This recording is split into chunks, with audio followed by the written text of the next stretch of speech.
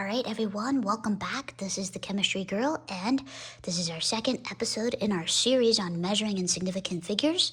Right now, we're still focusing on measuring, and this time we're going to use both tools, both schlops, and we are going to compare how can I measure using this schlop, and how do my measurements differ, because this schlop does not have lines, but this schlop does. So if you need a refresher, go back and watch the previous video before you watch this one. We're going to go through now and begin. So last time, I just used my schlop that I have marked in red here, the one without the lines. And we talked about, just as a refresher, the certain numbers are the numbers that are known for sure because they are actual lines on the measuring tool. So in this case, we have a line at 0 and we have a line at 1.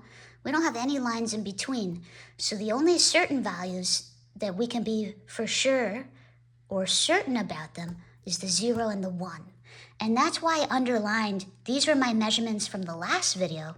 I underlined 1, 1, and 1.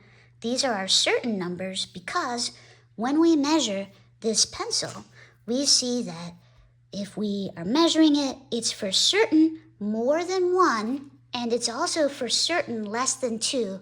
It's somewhere between 1 and 2. And all of these numbers are between 1 and 2. Now, when we went over here and we drew a line down trying to figure out where it was, we noticed that we had to estimate. Maybe it was about halfway, 1.5. Maybe it was a little bit less than halfway, 1.4. Maybe it was even less than 1.4, 1.3. So these estimations were done in the tenths place, and the reason we call them estimates or guesses is because there's not an actual line here telling us that it's 1.4 or 1.5. We also talked about last time this rule that we only estimate one time. So in this case, we estimate 1.5 or 1.4, but we can't say 1.45 because that introduces a second estimated value, and we can't do that because we don't want to add more error into our measurements than what is necessary. And what is necessary is only to estimate one time. And after we estimate more than once, we're adding too much error into our estimations or into our measurements. So that was the last video. Let's go ahead into the second video and let's use this schlop now, and let's write down some lengths of the pencil using this schlop. And one thing that's really important to remember is that these schlops measure the same amount of length, right? They're the same length, 0 to 1, 0 to 1.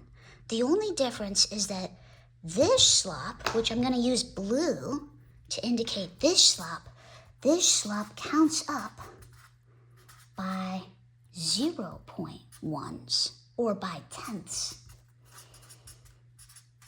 It counts up by tenths. And how do I know that? Because here's a line right here. 0.1, 0.2, 0.3, 0.4, 0.5, 0.6, 0.7, 0.8, 0.9, and then a whole, which is 1, okay? So now I see that each line is breaking this schlop up into tenths. The first tenth, the second tenth, the third tenth, the fourth tenth, and so on, okay? So just to bring us back to this definition of our certain numbers, the numbers that are known for sure because they're actual lines on the measuring tool, this measuring tool is different than this measuring tool because it has more lines, which means there's more certain values. So let's see how that affects our measurements. Sorry about that. Okay, see how that affects our measurements. So again, I'm going to start right here.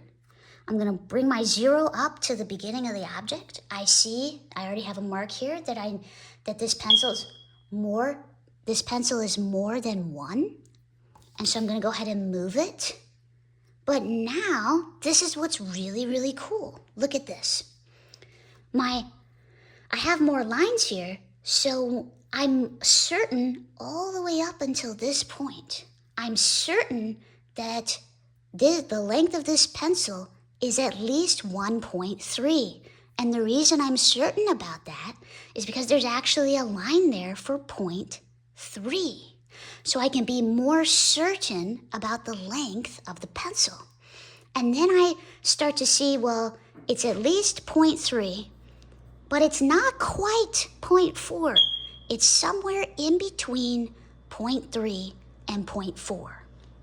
And so now I have to make an estimation. But before I do that, what I'm going to go ahead and do is write down 1.3. And so what I'd like for you to do is stop the video and see if you can make a measurement about how long you think this pencil actually is. Okay, welcome back. I hope you made a measurement. I hope you paused the video and made a measurement or an estimated value. Here, I could estimate that it's going to be 1.38. Or maybe we could have said 1.39. We could have even said 1.37. We could potentially have said 1.36. Okay, all of these measurements would be valid measurements, okay? Now let's understand why all of them would be valid. We have to come back to this rule. Only estimate one time. Well, in all of these measurements, did we only estimate one time? Well, let's go ahead and take a look. I'm going to underline in black, just like I did over here, the certain numbers. I'm going to underline the certain numbers in black. Because there's a line here, that's a certain number. That 0.3 is certain. So actually what we have here is we have two certain numbers.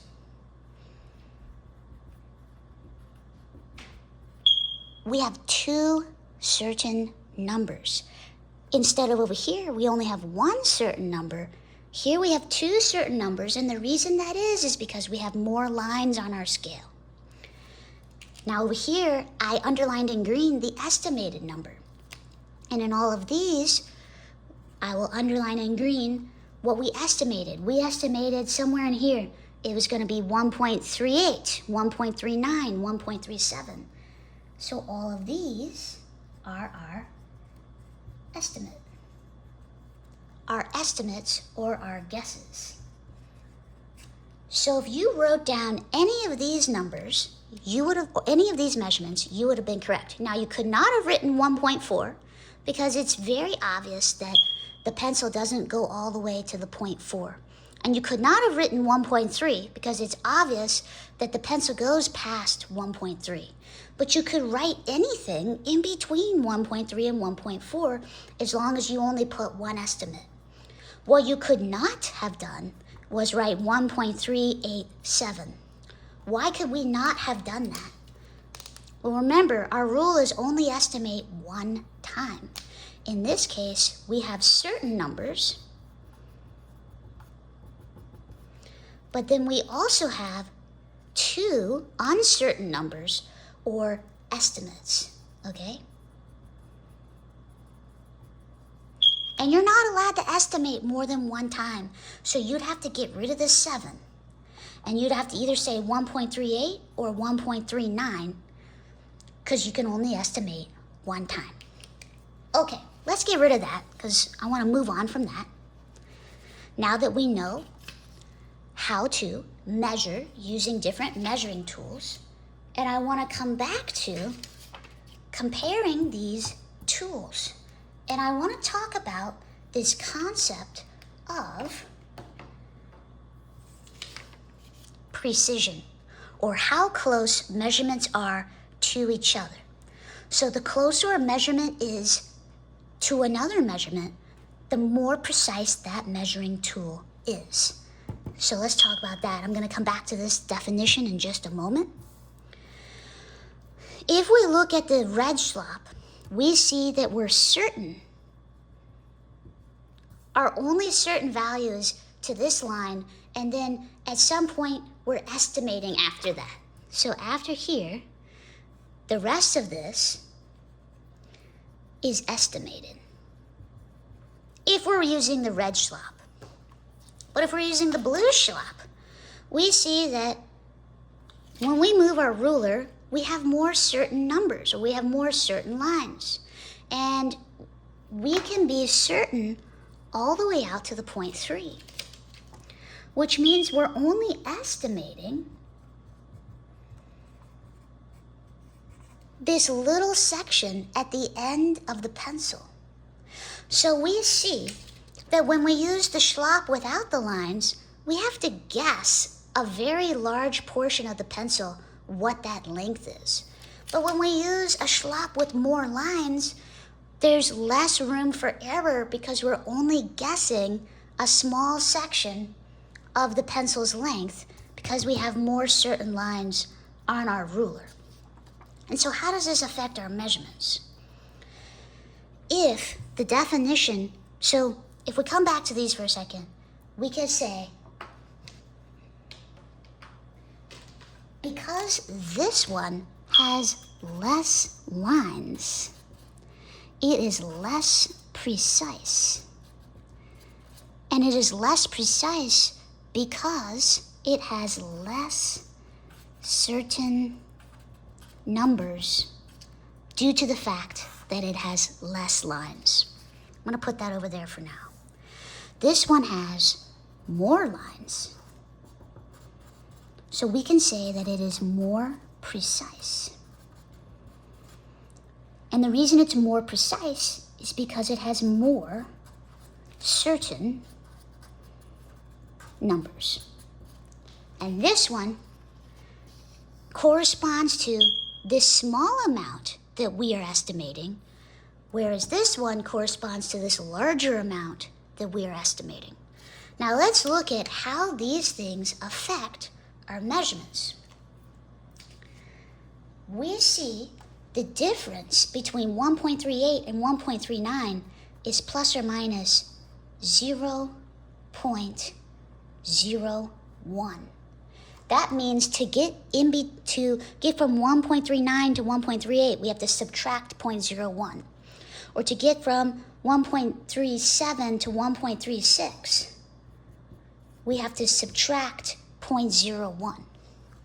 Now, if we look at these numbers over here, to get to 1.54 to 1.55, we would have to add 0.1. Or to get from 1.3 to 1.4, we would have to add 0.1. So we would say that these numbers or these measurements are closer together. And because they are closer together, they are more precise. And the reason I know they are more precise is because the definition of precision is how close measurements are to each other. These measurements are closer together. They are more precise. Now, the reason they are more precise is because there are more lines on our measuring tool. In the next video, we are going to talk more about these measurements and how they relate to significant figures. Hey everyone, my name's Simone and I am the Chemistry Girl. I really hope that these videos have helped you.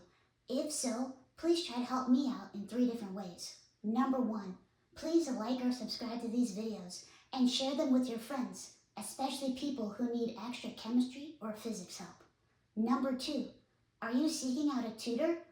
Well, that's amazing because I'm currently accepting new students for both tutoring in chemistry and physics. If that's something you'd like to explore, please email me at thechemistrygirl1@gmail.com or click on my link to my website below in the notes. Number 3, are there other videos that you'd like me to make about chemistry problems or physics problems?